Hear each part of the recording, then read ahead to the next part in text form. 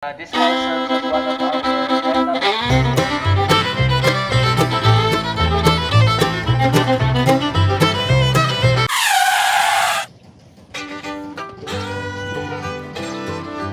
so right now for my group, that long building ko that you can see, that's our Pasaya nila Escolta.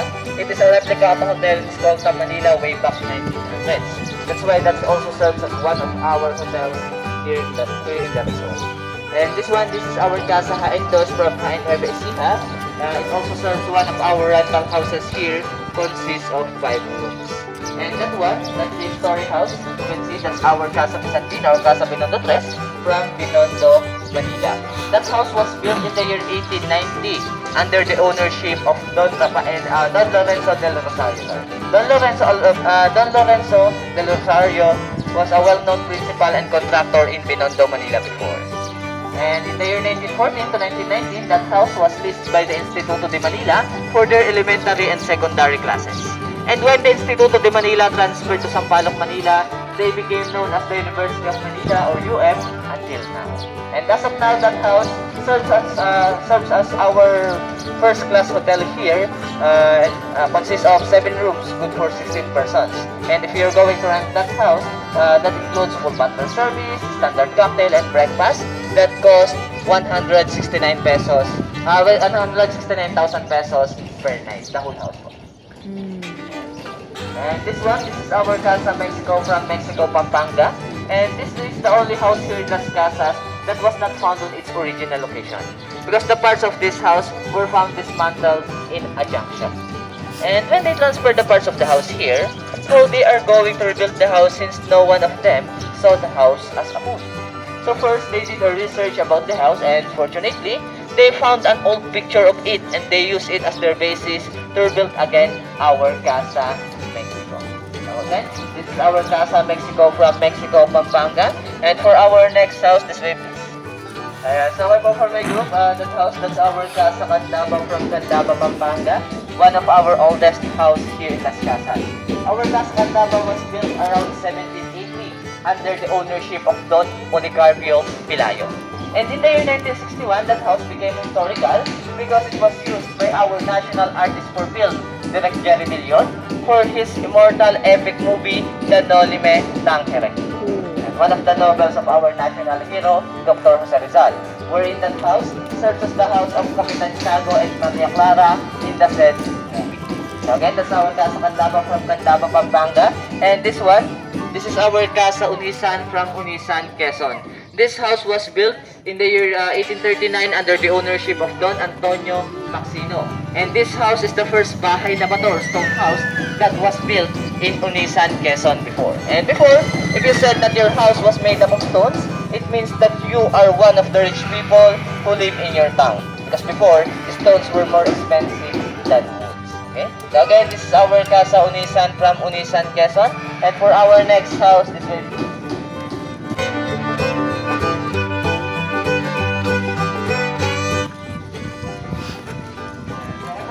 That house, that's our Casa Binondo Uno from Binondo, Manila.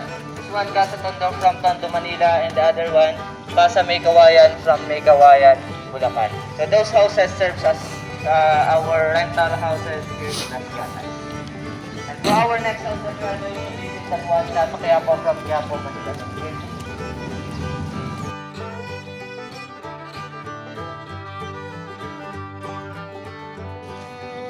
So for my group, for our next house that we are going to visit, this is our Casa Quiapo from Quiapo, Manila. It was built around 1867 under the ownership of Don Rafael Enriquez. And this house was designed by Felix Rojas y Arroyo, the first Filipino who practiced architecture here in the Philippines. And as you can see, it has a logo of University of the Philippines because in the year 1908 to 1926, this house became the first building of the University of the Philippines School of Fine Arts, wherein the first director of it is also the owner of this house. And this is also where some of our national artists practice their skills in painting, like Fernando Amorsolo and Carlos Boto Francisco. Okay? And as of now, this house, when it was transferred here, this house serves as the home for the Vedas Artist Project. Vedas Artist Project founded by Ms. Jam Acuzar, one of the daughters of Mr. Acuzar. She invited artists from different countries to collaborate and make at the stage here in Las Casas to make an exhibit. So we are going to visit this house to see those exhibits, and inside we are not allowed to touch any of the exhibits. You can take pictures but no flash. Okay? And before we enter this house, first I would like to show you the old version of our CCTV here in the Philippines. Okay, do you believe that this house had a CCTV before, way back in 1860? And during that time, it's already HD CCTV. And so okay pa for you to believe me, I will show you. Come closer.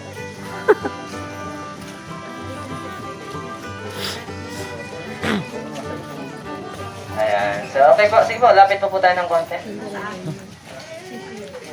Ayan, lapit po tayo para makita niyo po. So, okay po, do you see that small white square at the wood lang po? Ayan po, yung small white square po. Ayan, so, okay po, that small white square, it's only a cover. So, when you remove the cover, it's a peephole. It's a peephole that used by the owner of this house to see the one who is knocking in his door. Ayan, at mula nga daw po sa butas, malinaw na malinaw niya po nakikita kung sino po yung bisita, kaya HD po talaga siya. Live pa.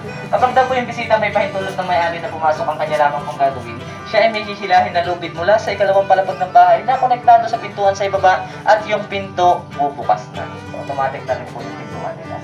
Pero kapag yung bisita naman daw ayaw papasukin ng may-ari, ang kanya naman pong ginagawa mula po sa butas na yan, binubuhusan niya po ito ng tubig. At kung minsan ang kanya pong ibinubuhos, ay tingin. Yes po. Ayan. Sige po, pasok na po tayo. Huwag po kayo mag-alala, may pahintulot po tayo ng may-ari na pumasok. Kailangan pa ng sticker ba dyan? Ay, hindi naman. Rough naman siya. Malamig. Aircon na pala noon. Charot lang.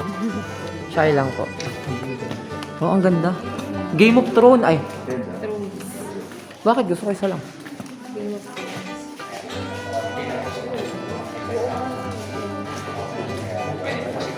Paano yun? Owl. Owl owl. Ayan, so okay po, ito pong artworks na ito, gawa po sila ng mga taga-Vietnam, mga Jerai people from Vietnam. So, Jerai people po, parang sila yung mga indigenous people sa may Vietnam. So, inimbita sila ni Miss Jam na pumunta dito sa Filipinas, sa madarahan ng sandali dito sa Las Casas, para gumawa ng ilang mga artworks. Ayan, careful lang po. Ayan, sige pa, dito na po tayo.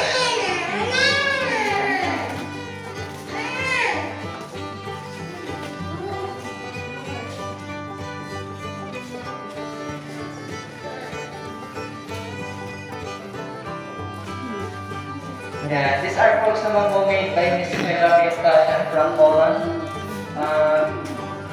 Bali, yung artworks niya naman po, ang ginamit niya is mga coffee shells. Nakuha niya po yung idea ng paggamit ng mga coffee shells during his stay here, her stay here in Las Casas. Ito po ito siya po si Apo. Ano po, ancestor po yan ng mga Aita dito sa Bataan.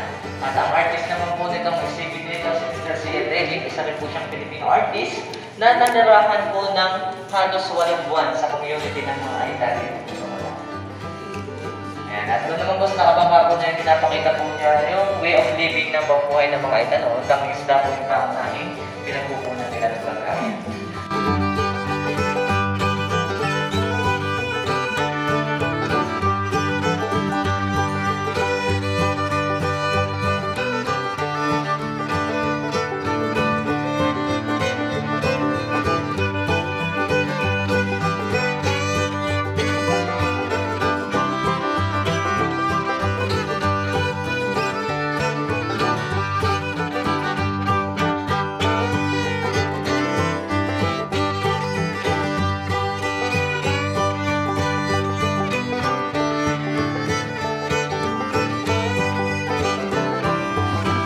Yung malaking pintuan po, tinatawag siyang Puerta Mayor. Ito po yung nagsisilbing daanan ng mga karwahe ng araw. Kasi nung araw po yung unang palapag ng mga bahay, garahe po siya at storage po siya sa garahe ng mga kalesa.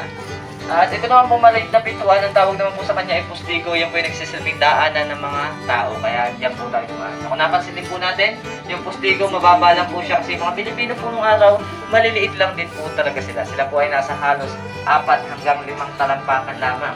Sa katunayan po si Dr. Jose Rizal, siya po ay 4'11". So maliit lang din po siya. Okay? At para naman po sa ating susunod na bahay. Lang po. Sige po, dito na po tayo.